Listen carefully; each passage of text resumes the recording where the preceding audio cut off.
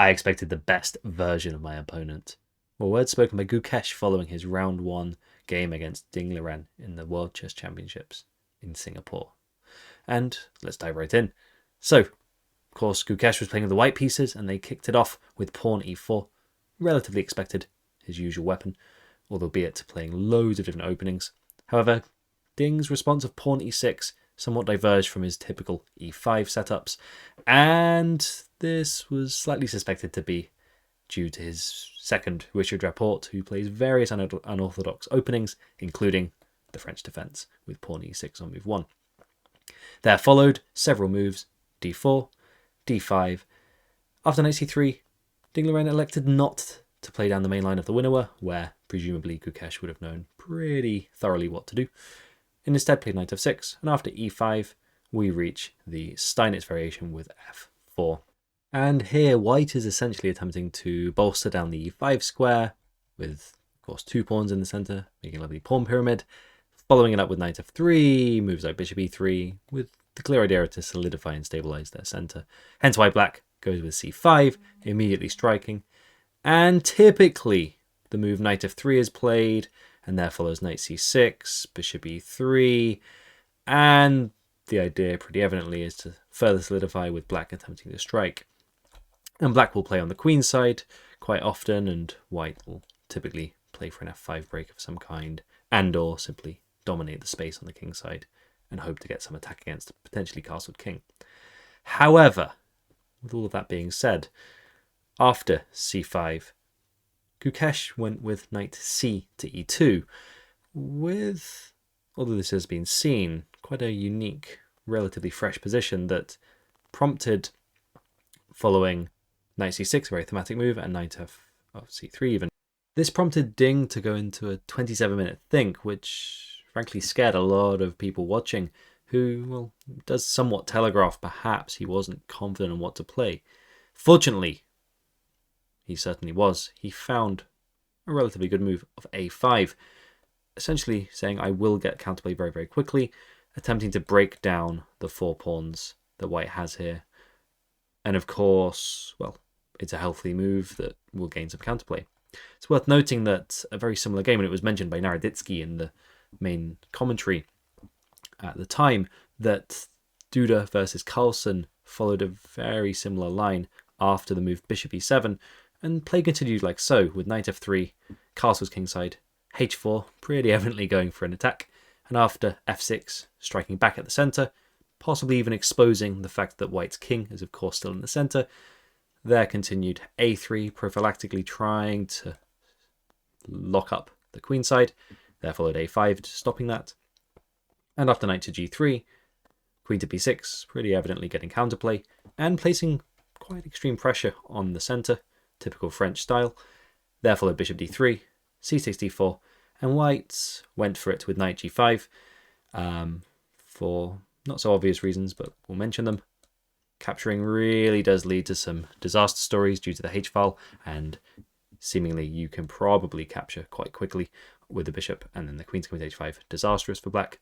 However, Carlsen coolly played h6, and after knight takes e6, knight takes e5, striking at this knight captured the rook.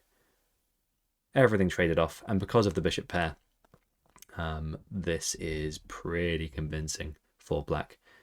Only somewhat better, but essentially, despite being the exchange down, this rook's pretty trapped in the corner. There's no possibility of a pawn break. Meanwhile, these 2 bishops will come alive, strike at various different weaknesses. This king's still in the centre. Notably, this bishop is often quite incompatible with a pawn in f4, and as a result, well, where can it go? d2? Not really too convincing. For one thing, b2 would drop potentially, although rook b1 would be consideration, but then a3 would drop, and everything would essentially collapse. And if you can't move the bishop, then you're not really castling, and for one thing, you're certainly not castling kingside anytime soon. And yeah, for all those reasons, the bishop pair really came out and won for Carlsen in the long run.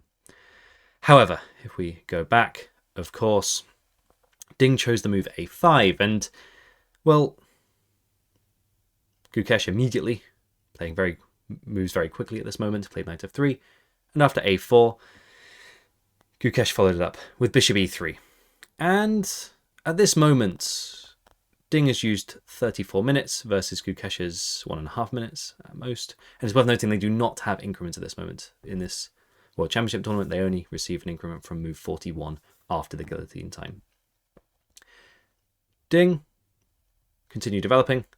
And after g4, we reach quite fresh positions where in recent years there's only really been one game played, which was between Duda and Caruana, and in a 2020 chess.com game. And at this moment, White did end up winning said game, but it really shows how it's not played particularly often. So this was quite a fresh idea by Gukesh.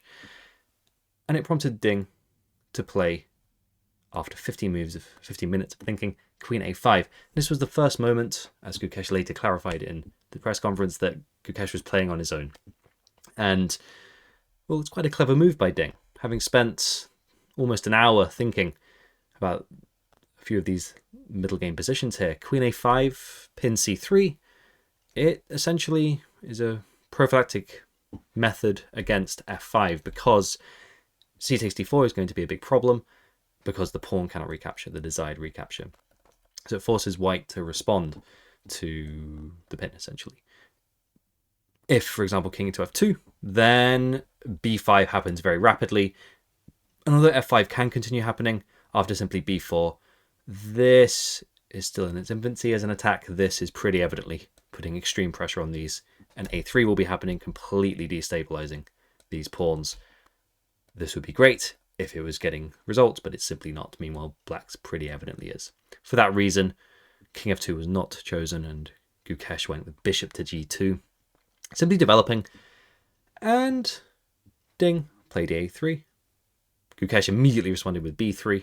Very little time spent on that move, about 30 seconds, because you cannot allow the queenside to be open. There is the idea perhaps to allow captures, but it probably doesn't work too well. You are sacrificing a pawn and various other issues. For example, f5, a takes b2, and yeah, this once again is too slow. Meanwhile, there's significant issues to White's queenside. So b3 is the move. And there follows, after c takes d4, striking the center, White really needs to be able to capture with a piece. And the problem is, if they capture with this knight, c3 is always tender and dropping with a check to make it even worse.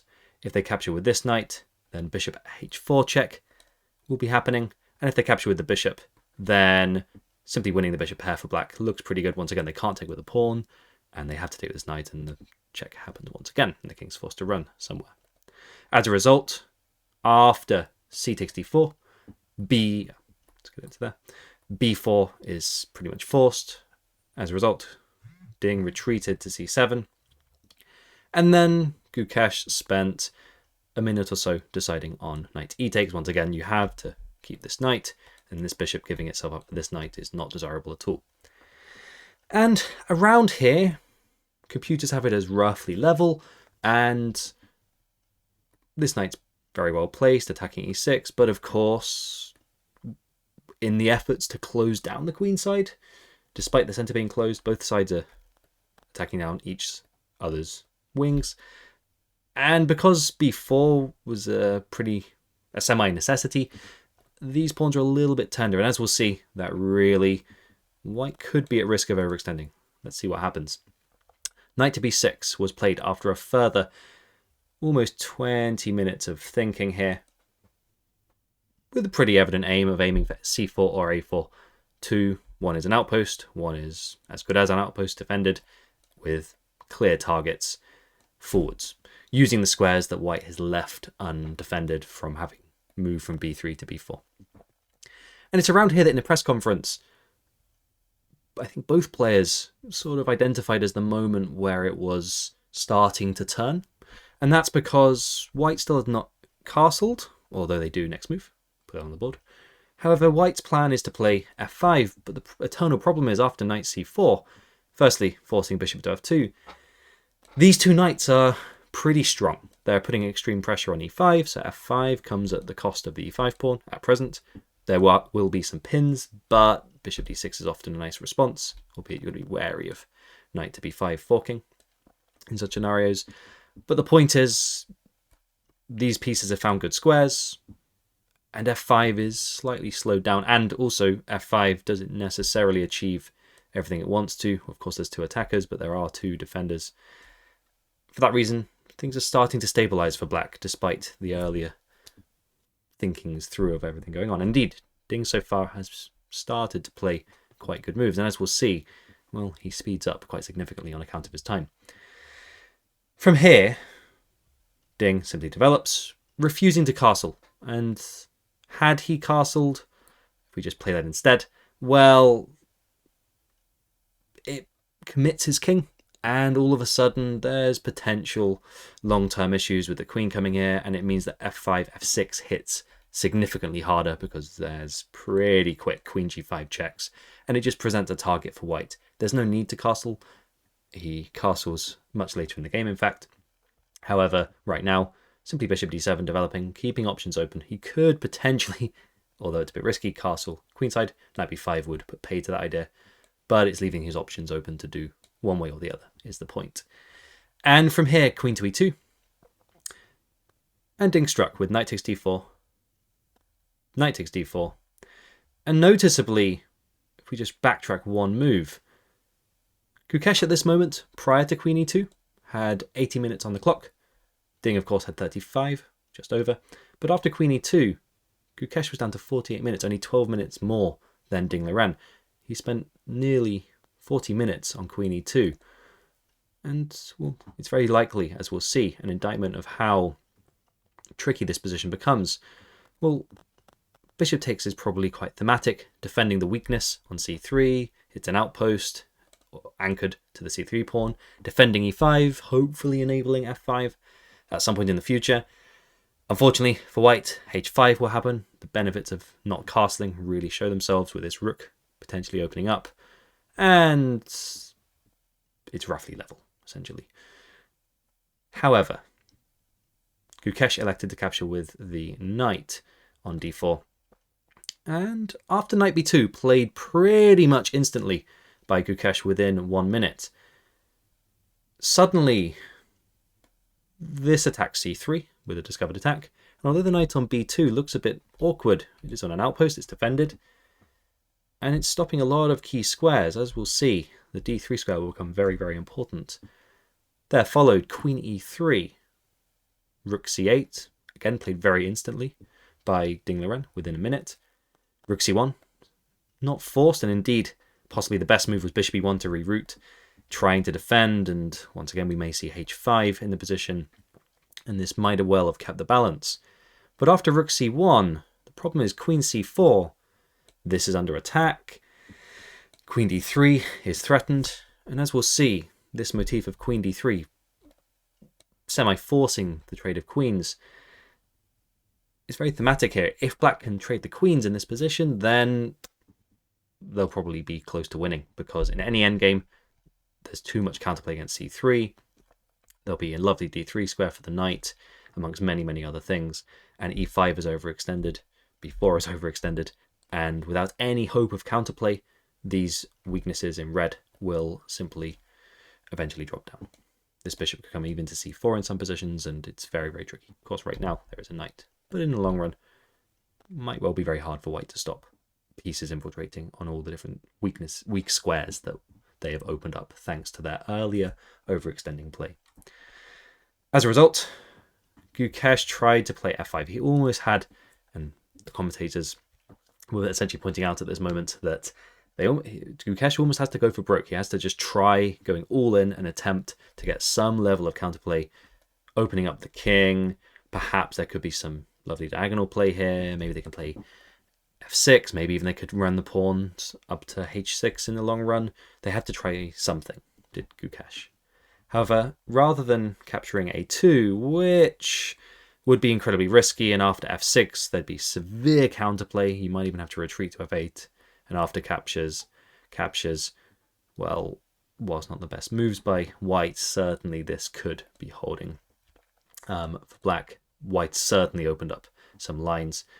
And it's worth noting that if queen g5 immediately, then after g6, rook a1, this queen, and indeed the pawn on a3, is dropping, and all of a sudden there's counterplay, Perhaps capturing an a2 was simply a mistake because a3 will be dropping, and if you don't win the pawn, then it's kind of pointless to capture. For that reason, Gukesh instead, back here, declined to capture, apologies, Ding Liren even, declined to capture on a2, and went for queen to d3, with the aim of forcefully trading off the queens. Gukesh had to keep them on, and so he elected to play queen to e1, but this was where it really started to go pear-shaped for him, because bishop g5 happened, and suddenly black's bishops are leaping in. Meanwhile, these two bishops are present, but stuck behind pieces. This bishop is striking with a clear target, and after the move rook c2, everything, once again with rook c4, everything is coming with tempo. This is attacked. Rook c4, if you didn't notice, of course, is threatening rook takes d4 with the defense of the c2 rook being withdrawn.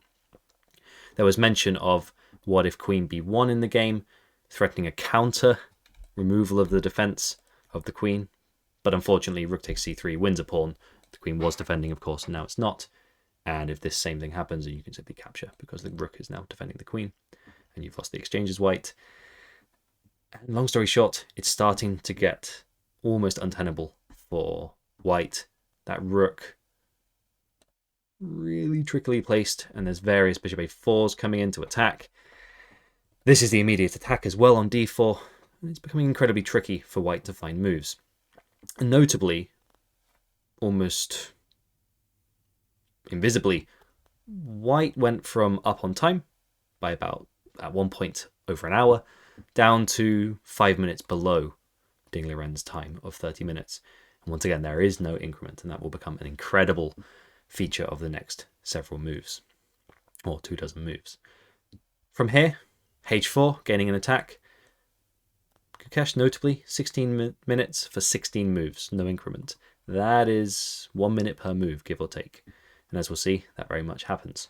Bishop to f4, semi-forced, and after queen to b1 now, well, Gukesh, Ding Liren cashed in and won Gukesh's pawn on c3, pretty much forcing rook takes, queen takes, after captures.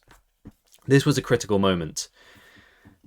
Both players had been very much aware of the following tactics, and that is, after f takes, well, suddenly, knight e2, found by Gukesh, suddenly gave a little bit of a chance, because after knight takes f4, queen takes f4, well, had Gukesh found bishop c5 and the subsequent follow-up, well, then after queen takes g4, rook f3, the critical move in this line. Now, both players, one after the other, had seen the tactic of queen takes h7, with the idea being that, of course, if rook takes queen, that is a checkmate. However, I think Ding Liren commented in the press conference saying that he thought he was almost losing at this point, and then he spotted, as did Gukesh, that queen d4 check, a counter sacrifice, essentially means that after bishop takes, rook takes, black is 2 pawns up and very much winning, especially with further weaknesses in white's position. As a result, both players, or Gukesh at least, discounted this variation, but had this occurred on the board, then firstly a3 is dropping, so knight c4 is forced, and after queen to f1, suddenly from being quite uncoordinated with rook on c2 being tricky, and the queen on b1 and queen on e1 just being a bit clumsy, well, suddenly they're not so clumsy. They are threatening mate. The only move is king d8, and there follows perhaps queen f2, x-raying down. The bishop pairs speak for themselves, and this position, black is still better. They are 2 pawns up, but this position is not so bad all of a sudden. And there would be definite chances to hold, and would have really, especially at this moment, we're still on move 33, 7 moves until the second time control.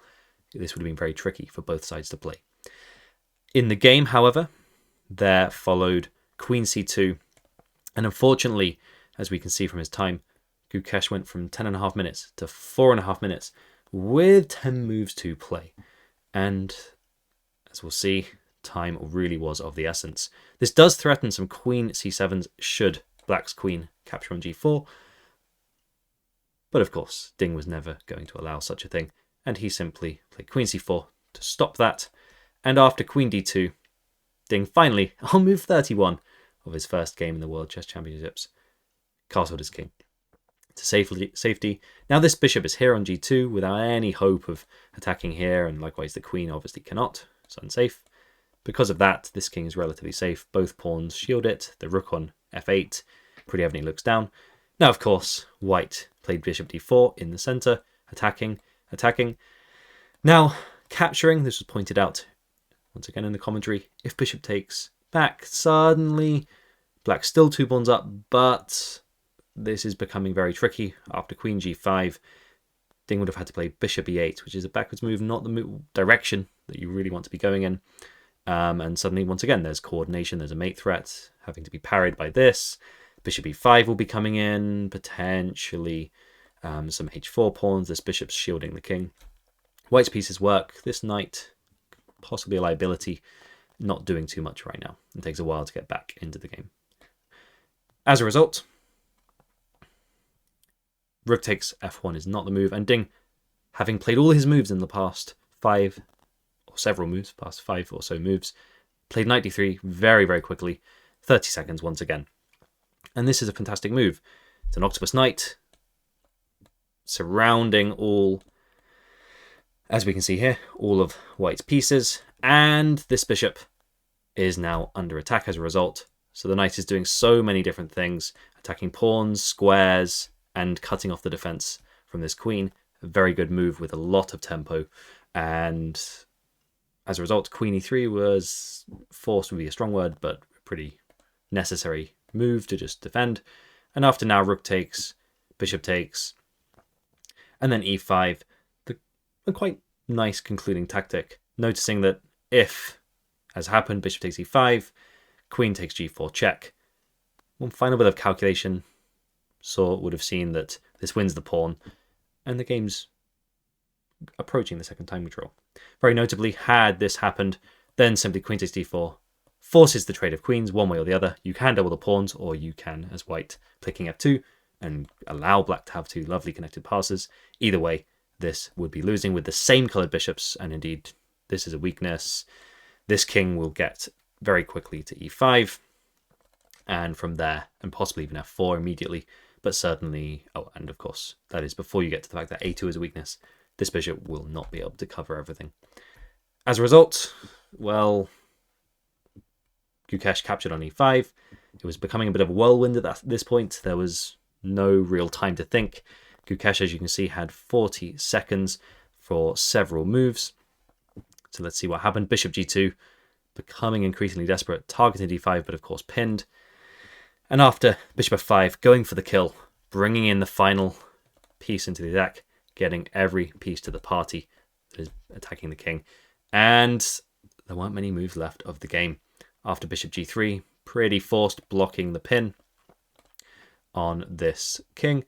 There followed bishop e4, king h2, defending the bishop. And after h6, just giving the black king a nice little hidey hole away, just to stop any potential checkmates, which would have been a bit of a problem for black. After this, bishop h3, queen d1, everything is defended.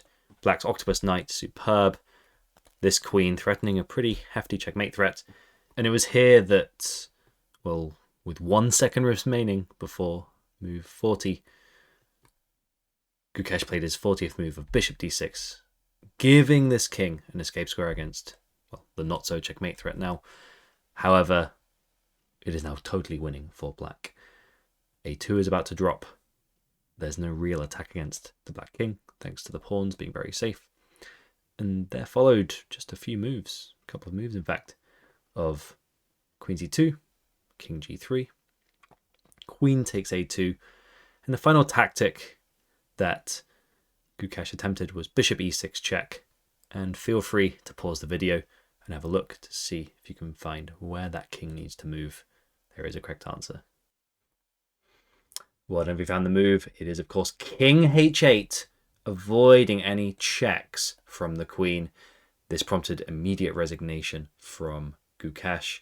And the reason was that if king h7, queen takes e4 with a check, forces d takes e4, and then the bishop captures on a2, and white has a bishop pair, they're no worse. Because of knight c1, there are essentially drawing methods for black where they can win one of the bishops, but because of this king coming in so actively, it's simply a draw, with the pawns quickly trading off and the bishop being able to cover both wings secures that against this knight everything should be okay for white.